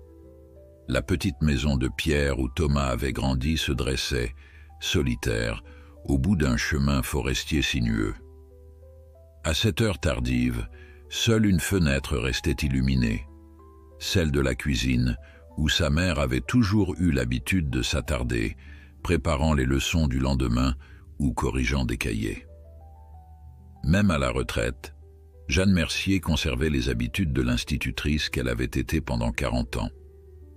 Thomas hésita dans sa voiture, le moteur coupé, contemplant cette lumière familière qu'il avait si souvent guidée dans son enfance. Était-il vraiment prêt à potentiellement ternir l'image du père qu'il avait tant admiré, à confronter sa mère avec des questions qui pourraient remuer des souvenirs douloureux? Pourtant, quelque chose en lui, peut-être cette même obstination qu'il avait héritée de son père, le poussa à sortir du véhicule et à remonter le petit sentier bordé de lavande qui menait à la porte d'entrée. Il n'eut pas besoin de frapper. Comme si elle l'avait senti venir, Jeanne ouvrit la porte avant même qu'il n'atteigne le perron. À 68 ans, elle conservait cette prestance naturelle qui avait impressionné des générations d'écoliers cévenols, ses cheveux autrefois châtains désormais complètement blancs, encadrant un visage dont les rides racontaient une vie d'expression vivement ressentie. « Thomas », dit-elle simplement, une nuance d'inquiétude dans la voix. « Il est presque 1 heure du matin. »« Je sais, maman, je suis désolé, mais j'ai besoin de te parler. » Elle s'écarta pour le laisser entrer, son regard expert l'évaluant instantanément. « Tu as l'air épuisé et troublé. » La cuisine était exactement comme dans son enfance, chaleureuse, impeccablement rangée, avec cette odeur persistante de thym et de romarin suspendue en bouquets au plafond. Thomas s'assit à la table en bois massif, qui avait été le centre de tant de repas familiaux, acceptant avec gratitude la tasse de tisane que sa mère lui prépara sans même lui demander s'il en voulait. « J'ai suivi ton intervention aux informations régionales, » dit Jeanne en s'asseyant face à lui. « Les lynx dans la cabane. Remarquable. » Thomas sourit faiblement. Sa mère avait toujours eu cette capacité à paraître parfaitement informée de tout ce qui concernait son fils unique. « C'est justement de ça dont je voulais te parler, » commença-t-il, cherchant la meilleure façon d'aborder le sujet. Ou plutôt, de ce que cette intervention a déclenché. Il lui raconta alors tout, le sauvetage d'Aria et de Luna, l'enquête sur le piège illégal, les accusations de Roussel concernant son père, et enfin, les insinuations d'Élise sur des lâchers non officiels de lynx dans les années 90. Pendant tout son récit, Jeanne resta silencieuse, son visage ne trahissant aucune émotion particulière hormis une attention complète. Ce n'est que lorsqu'il mentionna le nom de Roussel qu'il crut déceler un léger frémissement dans son regard. « Je dois savoir, maman, » conclut-il finalement. « Est-ce que papa, est-ce qu'il a vraiment participé à des lâchers illégaux de lynx ?» Jeanne prit une longue gorgée de sa tisane, puis se leva et se dirigea vers une vieille commode en chêne qui occupait un coin de la cuisine. Elle en tira un tiroir du bas et en sortit une boîte métallique que Thomas n'avait jamais vue. « Ton père aurait sans doute préféré que cette conversation n'ait jamais lieu, » dit-elle en revenant s'asseoir, mais il savait aussi que le passé a une façon de ressurgir quand on s'y attend le moins. Elle ouvrit la boîte, révélant un assortiment de photographies, de notes manuscrites et ce qui ressemblait à des pages de journal intime. Elle en sortit une photo qu'elle tendit à Thomas. L'image, légèrement jaunie par le temps, montrait son père, plus jeune d'une vingtaine d'années, avec 3 autres hommes. Ils se tenaient devant une camionnette, dans ce qui semblait être une forêt dense. Et dans les bras de l'un d'eux, un homme que Thomas ne reconnaissait pas, se trouvait ce qui était indéniablement un lynx adulte visiblement sédaté. C'était en 1992, expliqua doucement Jeanne, l'année où la dernière population connue de lynx des Cévennes a été officiellement déclarée éteinte. Thomas fixa la photographie, sentant un mélange d'émotions contradictoires l'envahir. Qui sont ces hommes avec lui? Des gardes forestiers comme lui, venus de différentes régions. Et celui qui tient le lynx était un vétérinaire suisse. Ils s'appelaient eux-mêmes le Cercle, un réseau discret de conservationnistes qui croyaient qu'attendre les autorisations officielles équivalait à condamner certaines espèces à l'extinction. Et ces lynx, d'où venaient-ils? Jeanne soupira. Des Carpates roumaines, principalement. Après la chute du régime de Ceausescu, le chaos administratif a créé des opportunités. Ton père et ses amis ont établi des contacts avec des biologistes roumains qui partageaient leurs préoccupations. Combien, demanda Thomas, peinant encore à assimiler cette révélation. 7 couples reproducteurs relâchés sur une période de 3 ans dans différentes zones isolées des Cévennes. soigneusement sélectionnés pour leur diversité génétique. C'était un crime fédéral, murmura Thomas, l'agent de l'État en lui momentanément consterné par l'ampleur de cette infraction. Jeanne eut un sourire triste. Ton père le savait mieux que quiconque. Il risquait sa carrière, peut-être même la prison. Mais il disait toujours « Certaines lois protègent la bureaucratie plutôt que la nature, et quand il faut choisir entre les deux, on choisit la nature », compléta Thomas, citant une phrase que son père avait souvent répétée sans qu'il en comprenne pleinement la portée jusqu'à maintenant. Il n'a jamais su si leur initiative avait vraiment réussi, poursuivit Jeanne. Les lynx sont si discrets, si fantomatiques. Mais quand le programme officiel de réintroduction a commencé, il y a 5 ans, et que les scientifiques ont remarqué une diversité génétique inexplicable dans certains spécimens capturés pour être équipés de colliers. Il a su que ça avait fonctionné, comprit Thomas, que certains de ces lynx avaient survécu et s'étaient reproduits. Jeanne hocha la tête. Ce fut la plus grande joie de ces dernières années, bien qu'il n'ait jamais pu la partager publiquement. Thomas repensa au lynx que son père lui avait montré dans la clairière tant d'années auparavant. Le lynx que nous avons vu ensemble quand j'étais enfant n'était pas une coïncidence, confirma Jeanne. Ton père voulait te montrer que le miracle était possible, que la nature pouvait reprendre ses droits si on lui en donnait la chance, sans te révéler son implication, bien sûr. Un silence s'installa entre eux, empli non pas de gêne, mais de cette communion particulière qui naît parfois des secrets enfin partagés. Thomas contempla la photo, observant le visage de son père, plus jeune que lui ne l'était actuellement, et y reconnaissant la même détermination tranquille qu'il avait toujours admirée. « Pourquoi Roussel est-il au courant ?» demanda-t-il finalement. « Papa lui aurait fait confiance ?» Le visage de Jeanne s'assombrit. Au contraire, Gilbert Roussel était déjà à l'époque un opposant féroce à tout ce qui touchait aux prédateurs. Son père avait perdu des moutons à cause d'un lynx dans les années 70, et cette rancœur s'est transmise comme un héritage familial. Alors comment? La trahison, répondit simplement Jeanne. Un des membres du cercle, sous pression ou pour une autre raison, a parlé. Roussel a obtenu des informations, mais sans preuves concrètes. Il a menacé ton père de dénoncer l'opération plusieurs fois, mais, pressa doucement Thomas, mais ton père disposait aussi d'informations sur certaines pratiques douteuses de Roussel concernant les subventions agricoles. Une sorte d'équilibre de la terreur s'est instauré, jusqu'à aujourd'hui apparemment. Thomas assimila cette information, comprenant maintenant pourquoi Roussel avait spécifiquement mentionné son nom lors de l'interrogatoire. Ce n'était pas seulement une tentative de discréditer l'enquête, c'était un message personnel, une vieille vendetta qui ressurgissait. « Et maintenant ?» demanda Jeanne, observant attentivement son fils. « Que vas-tu faire de cette vérité ?»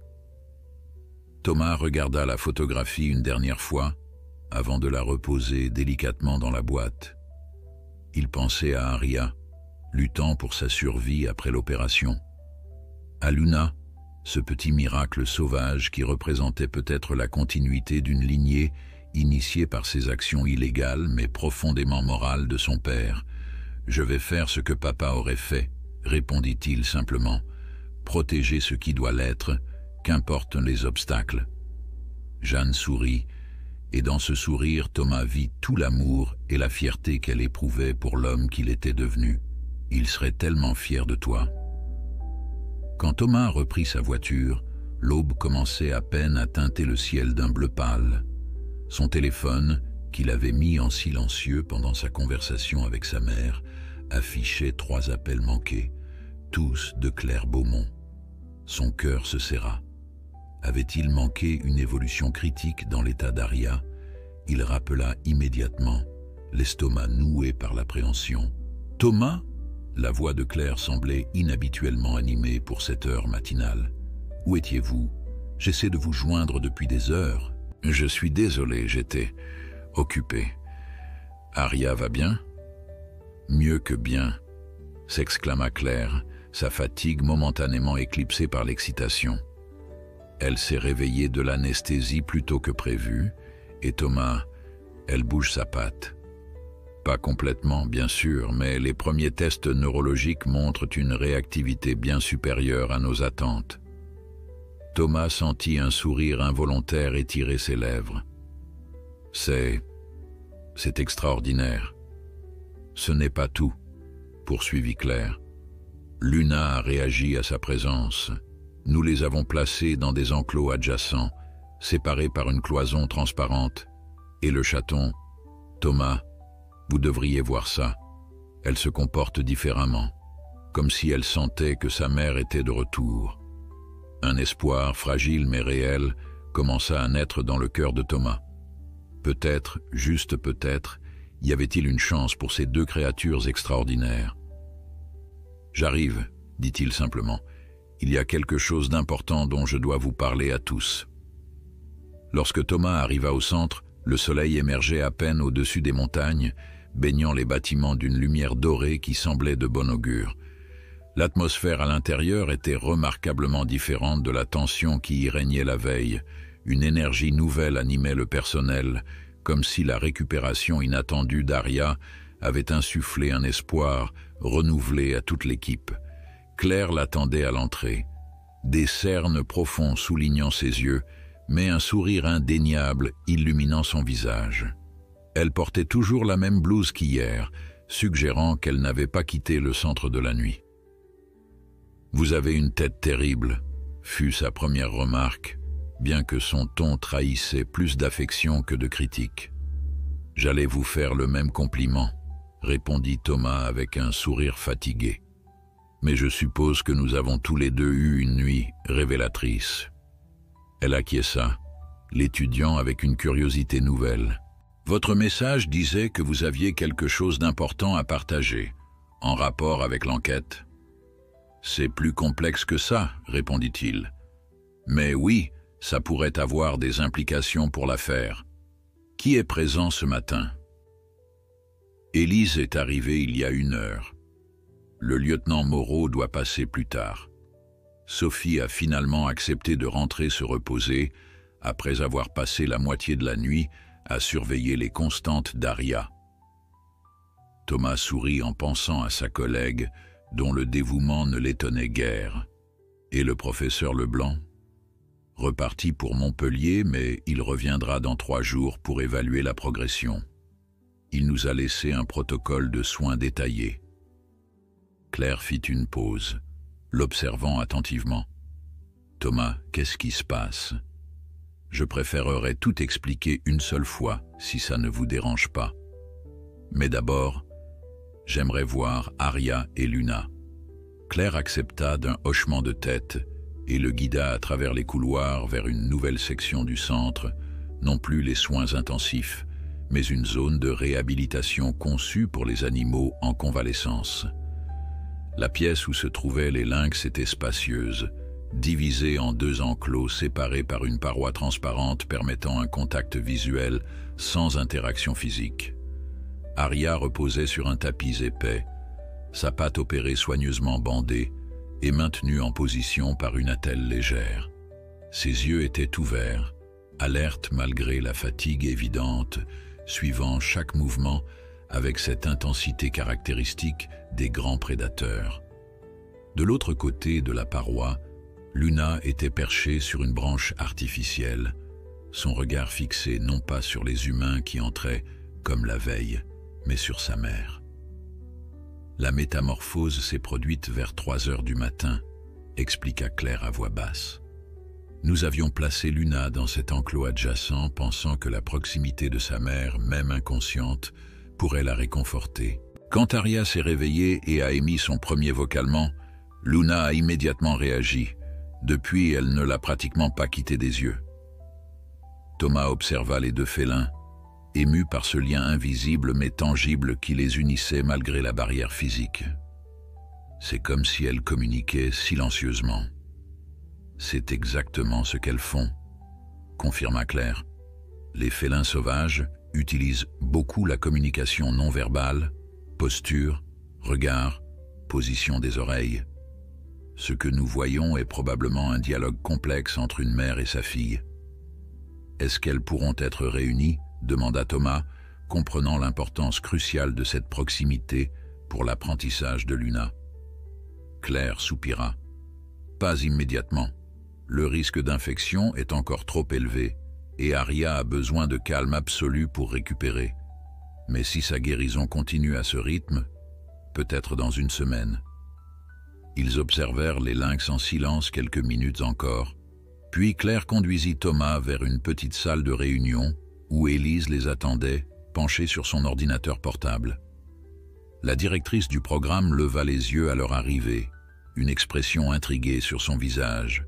« Capitaine Mercier, j'ai cru comprendre que vous aviez des informations importantes à partager. » Thomas prit une profonde inspiration, conscient qu'il s'apprêtait à franchir une ligne au-delà de laquelle rien ne serait plus comme avant, ni sa relation avec la mémoire de son père, ni sa position dans cette affaire. « Ce que je vais vous dire pourrait compliquer l'enquête en cours, » commença-t-il, choisissant soigneusement ses mots. « Mais je pense que vous avez besoin de connaître le contexte complet pour comprendre ce qui se joue réellement ici. » Il leur raconta alors ce qu'il avait appris de sa mère, le cercle, les lâchers clandestins de lynx dans les années 90, l'implication de son père et la vendetta de Roussel. Au fur et à mesure de son récit, il vit les expressions de Claire et d'Élise passer de la surprise à la stupéfaction, puis à une sorte de compréhension admirative. Alors les anomalies génétiques que nous avons observées dans certains spécimens, murmura Élise, les pièces du puzzle s'assemblant visiblement dans son esprit, correspondent probablement à des descendants de ces lynx des Carpates, confirma Thomas. Si j'ai bien compris, mon père et ses collègues ont choisi délibérément des individus génétiquement distincts de la souche d'Europe occidentale pour renforcer la diversité génétique. C'est extraordinaire, souffla Claire. D'un point de vue scientifique, c'était exactement ce qu'il fallait faire, une approche remarquablement bien pensée pour une opération clandestine. Mon père n'était pas un simple garde forestier passionné, expliqua Thomas avec une pointe de fierté. Il avait étudié la biologie de la conservation avant de choisir le terrain plutôt que la recherche. Élise secouait la tête, à la fois impressionnée et troublée. Et vous pensez que l'attaque contre Aria est directement liée à cette histoire ancienne, une sorte de revanche de Roussel ? C'est une possibilité que nous ne pouvons pas écarter, répondit Thomas. Le timing est suspect. Roussel a toujours su pour l'implication de mon père, mais n'avait jamais agi ouvertement. Qu'il choisisse maintenant de me mentionner spécifiquement lors de son interrogatoire, ce n'est pas une coïncidence, compléta Claire, comprenant l'implication. Un silence s'installa, chacun absorbant les ramifications de ces révélations. Ce fut Élise qui le rompit finalement. Vous réalisez que cette information pourrait compromettre l'ensemble du programme de réintroduction si elle devenait publique ? Demanda-t-elle, son ton professionnel masquant mal son inquiétude. Les opposants pourraient arguer que toute la population actuelle de lynx est issue d'une introduction illégale et donc illégitime. Thomas acquiesça gravement. J'en suis conscient. C'est pourquoi je vous ai fait part de ces informations en privé, pour que nous puissions décider ensemble de la marche à suivre. Claire l'observait avec un mélange d'admiration et d'inquiétude. Vous prenez un risque considérable en nous révélant cela, Thomas, professionnellement et personnellement. Il haussa les épaules. Mon père a pris des risques bien plus grands pour ce en quoi il croyait. Je ne peux pas faire moins. Leur discussion fut interrompue par l'arrivée du lieutenant Moreau, dont l'expression tendue annonçait des nouvelles importantes. « Capitaine Mercier, mesdames », salua-t-il brièvement. « Nous avons du nouveau dans l'enquête. Les analyses des échantillons prélevés sur le piège correspondent à de la peinture retrouvée dans l'atelier de Roussel. et nous avons un témoin qui l'aurait aperçu près de la cabane le jour précédant l'incendie. « Vous allez l'arrêter » demanda Thomas, sentant son pouce accélérer. « C'est en cours », confirma Moreau. « Mandat d'arrêt pour braconnage d'espèces protégées et incendie criminel. » Une satisfaction momentanée traversa Thomas, rapidement tempérée par la réalisation que l'arrestation de Roussel pourrait déclencher exactement le genre de révélation qu'Élise craignait. « Lieutenant, dit-il prudemment, il y a un aspect de cette affaire dont vous devriez être informé avant de procéder. » Il s'apprêtait à partager sa découverte lorsqu'une alarme retentit dans le centre, suivie immédiatement par la voix paniquée d'un soigneur dans le haut-parleur. « Urgence zone de réhabilitation. Le lynx femelle montre des signes de détresse respiratoire. » Claire bondit de sa chaise, déjà en mouvement vers la porte. « C'est Aria. » Sans hésiter, Thomas la suivit, le cœur battant à tout rompre. Juste au moment où l'espoir semblait renaître, le sort semblait déterminé à leur rappeler que le chemin vers la guérison n'était jamais linéaire, pour les lynx comme pour les vieilles blessures que cette affaire avait rouvertes. Ils trouvèrent la zone de réhabilitation en plein chaos. 2 soigneurs s'affairaient autour d'Aria, qui haletait visiblement, chaque respiration semblant lui coûter un effort considérable. L'un d'eux préparait une injection, tandis que l'autre surveillait un moniteur portable affichant des constantes vitales alarmantes. Claire prit immédiatement le contrôle de la situation, sa voix passant du ton inquiet au calme professionnel de la vétérinaire expérimentée. « Saturation d'oxygène ?» demanda-t-elle en filant des gants stériles. « 68% et baisse régulière », répondit le soigneur, un jeune homme dont le front luisait de sueur nerveuse. « Tachycardie à 150 battements par minute. Nous préparons de la dexaméthasone. » Claire acquiesça. « Doublez la dose habituelle et préparez le matériel d'intubation, au cas où. » Thomas se tenait légèrement en retrait, conscient de ne pouvoir offrir aucune aide médicale concrète. Son regard se porta vers l'enclos adjacent, où Luna s'agitait frénétiquement, visiblement perturbée par la détresse de sa mère. Le lien entre les 2 animaux, si évident quelques minutes plus tôt, semblait maintenant amplifier leur angoisse mutuelle. « Que se passe-t-il » demanda Élise, qui venait d'arriver avec le lieutenant Moreau. « Probablement une réaction inflammatoire post-opératoire », répondit Claire, sans détourner son attention d'Aria. « Une complication que nous redoutions mais espérions éviter. » Thomas observait la scène avec un mélange d'impuissance et de déjà-vu troublant. Combien de fois, au cours de sa carrière de pompier, s'était-il tenu ainsi, témoin de la lutte acharnée entre la vie et la mort?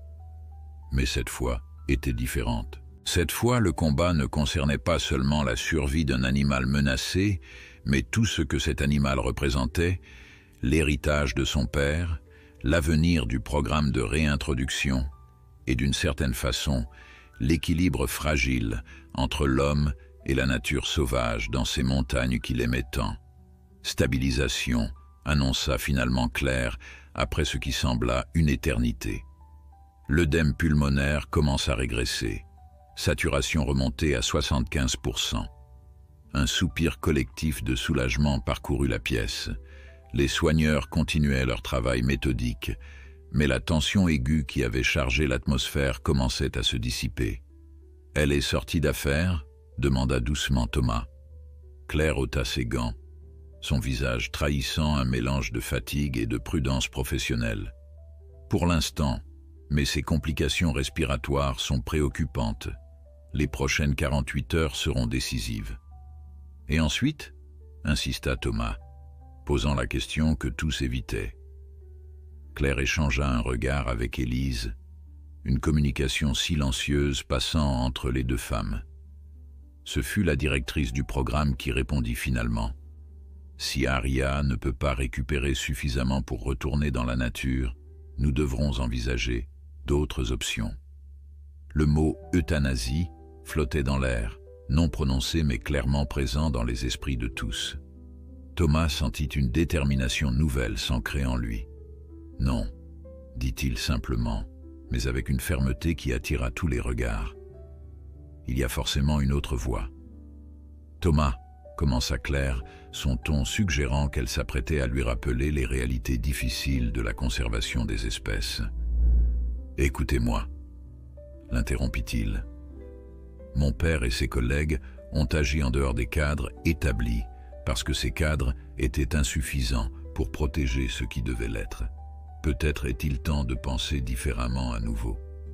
Que proposez-vous concrètement ?» demanda Élise, son expression révélant un intérêt sincère derrière son scepticisme professionnel. Thomas prit une profonde inspiration, structurant mentalement une idée qui avait germé en lui depuis sa conversation avec sa mère.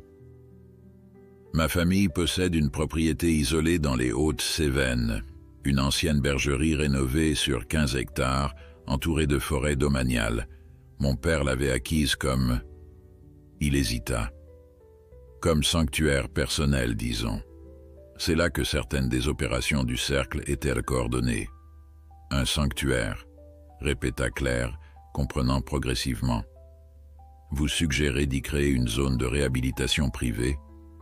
Thomas acquiesça. « Un espace où Aria pourrait récupérer sans la pression d'une remise en liberté immédiate, où Luna pourrait apprendre d'elle, dans un environnement semi-naturel mais protégé. » « Ce serait complètement non conventionnel, » objecta Élise, bien que son ton trahissait une réflexion active plutôt qu'un rejet catégorique. « Les protocoles de réintroduction sont stricts, et pour de bonnes raisons. »« Les protocoles sont conçus pour des situations normales, » contra doucement Thomas.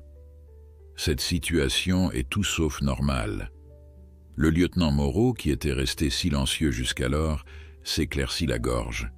Je dois souligner que nous sommes toujours en pleine enquête criminelle. Les décisions concernant ces lynx pourraient avoir des implications légales. « Justement, » répondit Thomas en se tournant vers lui. « Si Roussel est arrêté, il n'hésitera pas à révéler publiquement l'histoire des lâchers clandestins. Cela pourrait compromettre tout le programme officiel. » Un silence lourd s'installa tandis que chacun mesurait les implications de cette observation. Ce fut Claire qui le rompit, son regard passant d'Aria, maintenant stabilisé, à Luna, toujours agitée de l'autre côté de la paroi. « Il existe peut-être un compromis, » dit-elle lentement. « Un protocole expérimental de réhabilitation, officiellement sanctionné mais mené dans un cadre privé, avec documentation scientifique rigoureuse bien sûr. » Élise considéra cette suggestion, son esprit analytique visiblement à l'œuvre. Cela pourrait effectivement créer un précédent intéressant. Et si nous le présentons correctement, cela pourrait même renforcer le programme plutôt que de le menacer, compléta Thomas, sentant l'espoir renaître. Les heures suivantes passèrent dans une succession de discussions, d'appels téléphoniques et de planification intensive. Le professeur Leblanc fut consulté, d'abord sceptique puis intrigué par la proposition. Des membres du conseil d'administration du programme de réintroduction furent contactés, certains résistant initialement à cette approche non conventionnelle avant d'être progressivement convaincus par les arguments combinés d'Élise et de Claire. Quant à Roussel, une solution diplomatique émergea grâce à l'intervention subtile du lieutenant Moreau. En échange d'une reconnaissance de culpabilité pour le piégeage mais d'un abandon des charges plus graves d'incendie criminel, l'éleveur accepta de garder le silence sur les opérations historiques du cercle.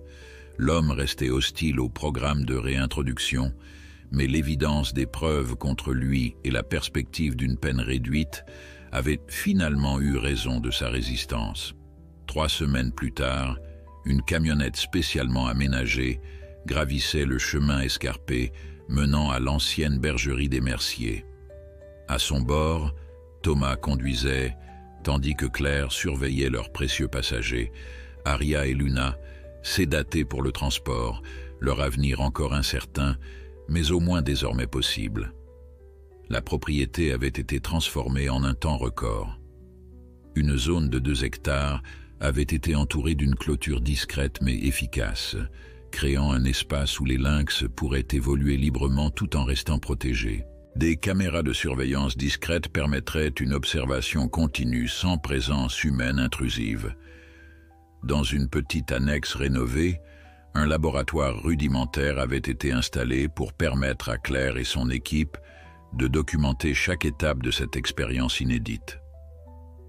Lorsqu'ils arrivèrent devant la maison de Pierre, Jeanne les attendait sur le perron, son visage ridé, illuminé par un sourire à la fois mélancolique et empli d'espoir. « Ton père aurait tellement aimé voir ça », dit-elle simplement en embrassant son fils. Thomas acquiesça, incapable de formuler les émotions complexes qui l'habitaient. Il avait l'étrange sentiment que ces événements formaient un cercle parfait, les actions secrètes de son père trouvant leur écho et leur justification dans ce nouveau chapitre de conservation qui s'ouvrait aujourd'hui. Le soir tombait, lorsqu'Aria et Luna furent finalement installés dans leur nouvel environnement, une petite clairière naturelle bordée de chênes centenaires. L'effet de la sédation commençait à se dissiper, et les deux félins s'éveillaient progressivement à leur nouvelle réalité. Thomas et Claire observaient à distance, depuis une cabane d'observation camouflée. Ils virent Luna se redresser la première, ses sens aiguisés, analysant instantanément son environnement inconnu. Puis Aria, plus lente en raison de sa récupération toujours en cours, se mit debout, testant prudemment sa patte opérée qui, bien que toujours bandée, semblait désormais supporter partiellement son poids. « Regarde », murmura Claire, sa main trouvant instinctivement celle de Thomas. Mère et fille se tenaient maintenant côte à côte, sans barrière entre elles pour la première fois depuis leur sauvetage. Aria lécha doucement la tête de son petit, un geste d'affection et de réassurance profondément émouvant dans sa simplicité. « Elles ont une chance maintenant, » dit doucement Claire, « grâce à toi, grâce à ton père. » Thomas serra légèrement sa main, contemplant ces créatures magnifiques qui représentaient tant résilience, adaptation et cet équilibre précaire entre le monde humain et le monde sauvage. Il ne savait pas si Aria retrouverait un jour sa pleine capacité de chasse, ni si Luna pourrait finalement être relâchée dans la nature. L'avenir restait aussi imprévisible que le caractère sauvage qu'il s'efforçait de préserver. Mais il savait une chose avec certitude. Dans cette ancienne bergerie des Cévennes, l'héritage de son père vivait désormais, non plus comme un secret honteux, mais comme une œuvre continuée, perfectionnée, légitimée. Un pont entre le passé et l'avenir, entre l'homme et la nature, entre ce qui était perdu et ce qui pouvait encore être sauvé. Et alors que les deux lynx s'aventuraient prudemment dans leur nouveau territoire, leurs silhouettes se découpant dans la lumière dorée du crépuscule, Thomas eut la conviction profonde que c'était exactement ainsi que l'histoire devait s'écrire, non pas comme une fin, mais comme un commencement plein de promesses.